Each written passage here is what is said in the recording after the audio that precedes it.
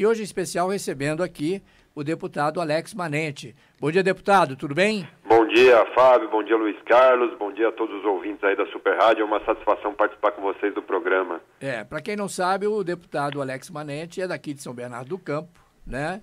Um deputado atuante aí e também um deputado responsável exatamente pela prisão, pelo decreto-lei de prisão em segunda instância, não é isso?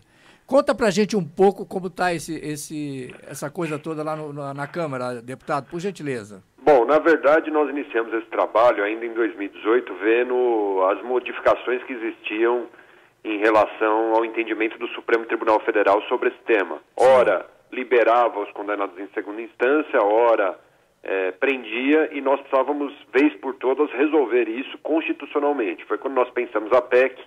Infelizmente, no ano de 2018, houve a intervenção federal do governo Temer, no Rio de Janeiro, suspendendo a tramitação de todas as PECs, e em 2019 nós tivemos aí a movimentação dessa PEC com um novo entendimento do Supremo, liberando todos os condenados em segunda instância do cumprimento da sua pena.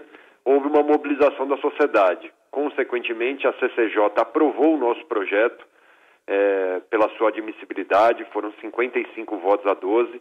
Criamos a comissão especial e havia previsão de encerrar a comissão especial para votar em plenário essa emenda constitucional no mês de março. Mas, infelizmente, com a pandemia, houve uma paralisação desses trabalhos e agora existe o compromisso do presidente Rodrigo Maia em pautar esse projeto para votação no mês de agosto, para poder definirmos e entregarmos ao Brasil um país que combata, de fato, a corrupção e a impunidade, colocando na cadeia aqueles que são condenados em segunda instância em qualquer crime. Naquilo que o senhor tem trabalhado lá na Câmara, o senhor vê uma possibilidade desse projeto realmente entrar em pauta em agosto e ser aprovado ainda este ano? Eu estou muito animado. Nós conseguimos construir uma convergência, porque a PEC que iniciou apenas na esfera criminal acabou tendo uma ampliação, e o trânsito em julgado se dará a partir da aprovação e promulgação dela para todas as esferas do direito, ou seja, área civil, previdenciária, trabalhista. Nós teremos uma justiça mais célere, capaz de dar as respostas que a sociedade espera e não permitir com que ricos e poderosos tenham possibilidades de postergar suas condenações, que é o que ocorre no Brasil hoje. Hoje, apenas alguns poucos privilegiados conseguem postergar suas condenações. Então, eu estou muito animado, a Comissão Especial fez um grande trabalho, estou muito convicto de que nós teremos uma ampla maioria na Comissão Especial e também estou seguro de que na Câmara dos Deputados nós temos a maioria qualificada necessária para aprovar a PEC em 2 turnos. Conta um pouco para a gente, deputado, no seguinte, ele sai da Câmara, vamos dizer que é aprovado na Câmara, vai para o Senado, aí fica no Senado, obviamente vai ter toda uma tramitação natural, e aí depois, caso houver modificações, volta para a Câmara novamente, é isso, né? Exato. Agora, então o senhor acha que ainda neste ano de 2000, porque todos nós estamos assim, ansiosos, né, para que essa lei passe rapidamente por tudo aquilo que o senhor acabou de falar agora, né? Só os poderosos é que saem ganhando com essa não aprovação, que até, inclusive, o STF apoiou em todos os sentidos, que qualquer um pode ser solto imediatamente, caso não seja em trânsito julgado o processo dele. Então, o senhor acha que esse ano pode acontecer? Eu acho pelo seguinte, no início do ano houve uma grande tratativa entre Câmara e Senado, eu participei de várias discussões com diversos senadores, eles inclusive tinham um projeto de lei para aprovar a prisão em segunda instância. Nós entendemos que a medida que dá segurança jurídica ao tema é a emenda constitucional e eles ficaram aguardando a tramitação na Câmara para aprovar no Senado. Então também creio que tem maioria no Senado, sem modificações. A partir do momento que é aprovado na Câmara, o Senado deve agir rapidamente, porque a tramitação já se deu na Câmara e aí é promulgado imediatamente. Eu creio que nós entregaremos ao Brasil esse resultado ainda esse ano. Estou muito seguro disso, e as palavras do presidente Rodrigo Maia na última semana, onde ele garante que pautará imediatamente após a finalização da comissão especial, nos dá a segurança de que esse ano nós entregaremos ao Brasil essa resposta. Agora, deputado, mudando um pouco de assunto, porque aí o senhor já nos deu toda a garantia de que as coisas estão andando lá no Congresso em relação a prisão em segunda instância. Agora, eu gostaria de ouvir do senhor o seguinte. Foi aprovado agora no Senado, essa semana, a PEC número 18/2020, né? Que é o adiamento das eleições municipais agora para 2020, para 15 de novembro e também o primeiro turno e o segundo turno para 29 de novembro. Depois isso está saindo agora, está indo para a Câmara, e ali há uma discussão muito séria de que se pode haver esse adiamento ou não. E ainda existe uma luta de alguns deputados ou de prefeitos, né, para que seja adiado para 2022. Como é que o senhor vê isso? Como vota Alex Manente? Olha, vamos primeiro falar do tema. Eu acho praticamente impossível postergar mandato, então acho muito difícil a eleição passar para 2022. Os prefeitos querem, né, deputado? Alguns prefeitos querem, mas eu acho que nesse momento de fortalecimento que precisamos dar à democracia, postergar mandato seria uma irresponsabilidade. Creio que isso não ocorrerá no Congresso Nacional nesse ano. Sim. Temos o debate sobre passar a eleição para novembro ou para outubro. Eu, particularmente, ainda não estou convencido de que passar para novembro dá segurança de combater a propagação do coronavírus. Não existe nenhum estudo que comprove que no mês de novembro nós já estaremos imunes à pandemia e no mês de outubro não.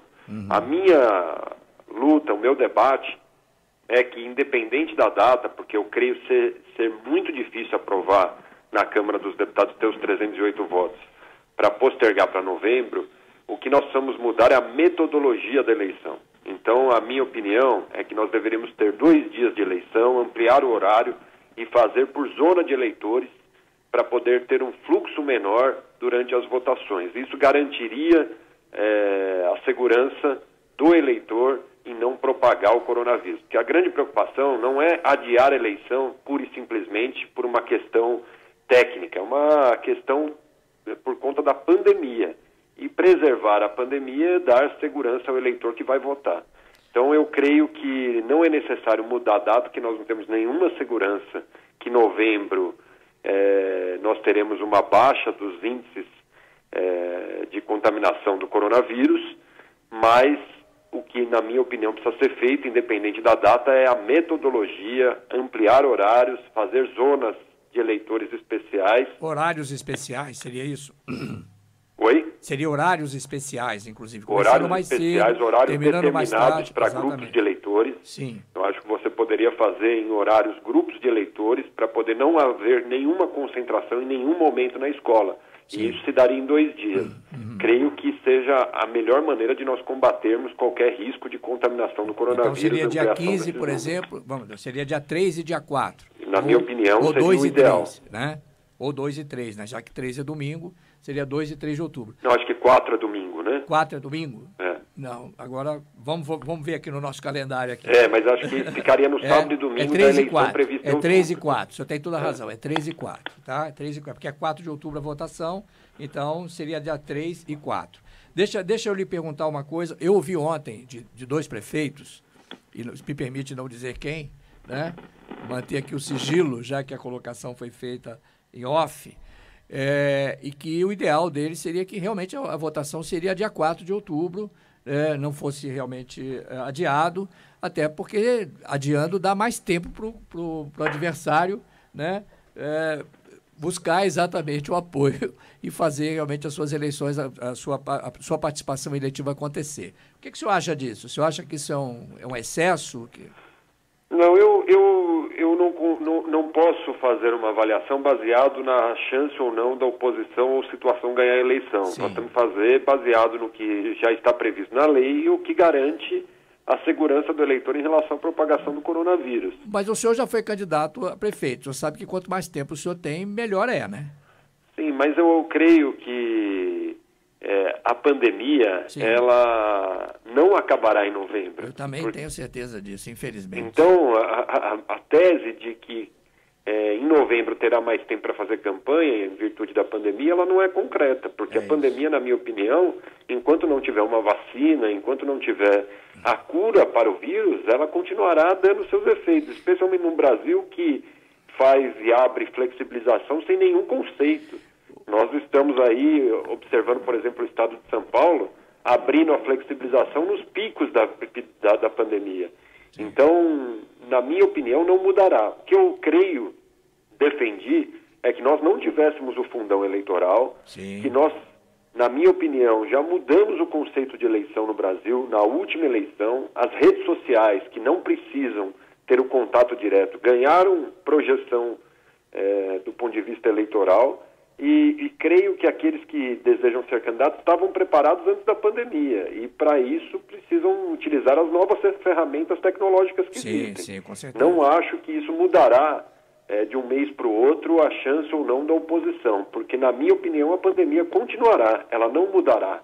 Enquanto nós não tivermos a vacina, não tivermos a cura, os efeitos da pandemia serão os mesmos. Agora, deputado, eu tenho aqui... Bom, então podemos considerar que o senhor não é a favor do adiamento das eleições municipais, já colocou muito claramente aqui para o ouvinte da Super Rádio, para o Debate em Família, qual é a sua posição em relação às próximas eleições, né? A sua ideia eu acho muito boa, mas ela tem um custo elevado, não, deputado? Né? Porque 2 dias de eleição não traria um custo maior para os cofres públicos de uma forma geral? Na verdade, o custo ele é mínimo, porque as pessoas são voluntárias numa eleição, né? Então, você tem um custo, talvez, de estrutura da própria escola. Porém, o que mais nos preocupa nesse momento é conter o avanço da pandemia. Se nós estamos gastando de maneira desmedida vários recursos, inclusive, na minha opinião, de maneira equivocada, comprando respiradores que não chegam, gastando bilhões de reais de maneira rápida, sem licitação, sem um processo devido, eu creio que não é esse o custo que atrapalhará, porque é um custo muito baixo. Perfeito. Em relação à preservação da vida das pessoas. Eu fiz a pergunta porque essa pergunta já foi me feita, entendeu, deputado? Muita gente perguntando exatamente isso. Mas o custo é muito baixo, porque as pessoas são voluntárias. Né? O senhor foi muito claro, né, na sua observação. O Fábio tem uma pergunta para fazer para o senhor que eu acho bastante interessante, deputado. Uhum. Bom dia, deputado. No seu Twitter, o senhor colocou no dia 24, agora, né, falando sobre o marco do saneamento, que foi aprovado no Senado. O senhor colocou vitória. Marco do saneamento é aprovado no Senado. 100 milhões de brasileiros começam a ter esperança a partir de hoje. Né? Isso realmente acontece? A previsão disso acontecer a partir de quando, deputado? Se eu tenho uma ideia, né? Porque a gente sabe quantas pessoas sofrem com relação ao saneamento básico, não chegar às suas casas, não ter água tratada nas suas casas, principalmente no momento de pandemia desse, tudo muito grave, né? É verdade. Na verdade, nós estamos agora aguardando a sanção do presidente da República, foi aprovado na Câmara há algum tempo, o Senado debateu e conseguiu finalizar essa semana, e acho que é um novo marco para o Brasil, de fato. Nós teremos possibilidades de ter investimentos da iniciativa privada em algo que o poder público falhou durante todo esse período no Brasil. Nós temos aí índices gravíssimos, e uma preocupação que existia era em locais de pouca densidade populacional, que a iniciativa privada não entrasse, não conseguisse fazer as ofertas necessárias. E isso foi garantido, que para poder ter um lugar de adensamento, você tem responsabilidade em lugares de pouco adensamento. Então, creio que o Brasil dá passos importantes naquilo que eu acredito para o Estado, que é um Estado mais enxuto, capaz de dar ofertas à iniciativa privada, fazer os investimentos para poder ter uma melhor qualidade de vida. Na verdade, a maneira que hoje nós enxergamos de encontrar os investimentos necessários, como no saneamento. O Brasil falhou no saneamento. Isso. Se nós temos um problema grave de saúde pública, que foi exteriorizada, demonstrada pela pandemia, é muito por falta de saneamento básico em todo o Brasil. O interior do Brasil carece desses investimentos. Então, creio que nós teremos aí um grande avanço, aguardando a sanção do presidente, que, pelo que nós temos de informação, fará uma medida importante, inclusive, para a economia, porque gerará milhões de empregos, fará com que a iniciativa privada invista e tenha o resultado, mas, consequentemente, gere uma cadeia produtiva eficiente. E eu estou com boa expectativa, assim como foi a telefonia, né? Décadas atrás, nós tivemos a concessão da telefonia no Brasil, e hoje você quase não tem custo para ter uma linha telefônica, gerando milhares de empregos das pessoas que alimentam as linhas. Agora... Então, creio que o saneamento é talvez mais importante que garantirá a saúde pública de todos e a dignidade do morador. Bem, eu não faria essa pergunta para nenhum outro deputado, deputado Alex, pelo seguinte, porque sempre eu já recebi respostas a respeito disso evasivas. Mas como você sempre tem uma resposta objetiva para nos oferecer, você falou, inclusive, que isso era uma falha. Você acha que esse projeto de lei vai corrigir essa falha, vai obrigar realmente o governador, o prefeito, a executar essa lei dessa forma como ela está ali colocada? Porque a única coisa que ela coloca como ponto básico são as negociações a cada tempo de novas empresas que possam participar do saneamento.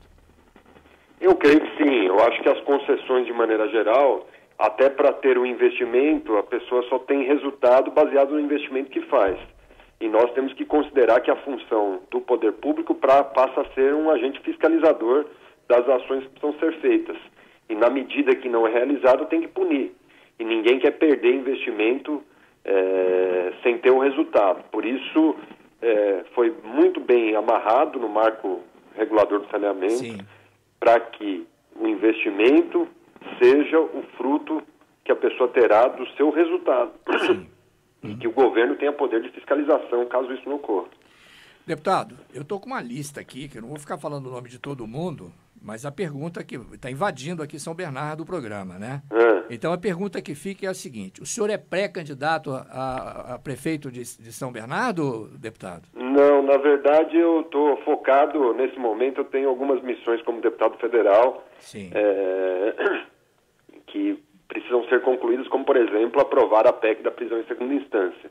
E, obviamente, com a definição do calendário eleitoral que ocorrerá na semana que vem, onde a Câmara pode ou não postergar, nós definiremos o rumo aqui na cidade de São Bernardo do Campo. Por enquanto você ainda também você não disse que é sim ou não, deputado. Oi? O senhor não disse nem sim nem não. Não, até porque o calendário eleitoral definido, eu definirei. Nesse momento nós estamos ouvindo todos os filiados, preocupados em dar respostas à sociedade sobre a pandemia, preocupados em fazer a nossa PEC da segunda instância tramitar, e quando definir o calendário eleitoral eu vou me posicionar do que farei aqui em São Bernardo do Campo. Bom, então nós estamos aguardando o senhor aqui para uma visita. Né? Um maior prazer, faço próximas... questão de falar a vocês novamente quando definir. Das próximas semanas, para o senhor estar definindo exatamente essa posição perante esses ouvintes todos que estão colocando aqui, até desejosos que o senhor seja realmente candidato a prefeito de São Bernardo. Legal, eu estou à disposição aí. Então tá bom. Deputado, muito obrigado pela sua presença aqui. É sempre um prazer estar com o senhor, porque, como eu disse, é muito objetivo, muito claro, né, nas suas colocações. E a gente fica aqui aguardando um próximo pronunciamento seu. Que bom tê-lo aqui. Eu que agradeço todos os ouvintes aí, agradeço Fábio, Luiz Carlos, obrigado pela oportunidade de participar e colaborem conosco na tramitação da PEC da prisão em segunda instância. Um grande abraço a todos. Vamos lá, um grande abraço. Obrigado.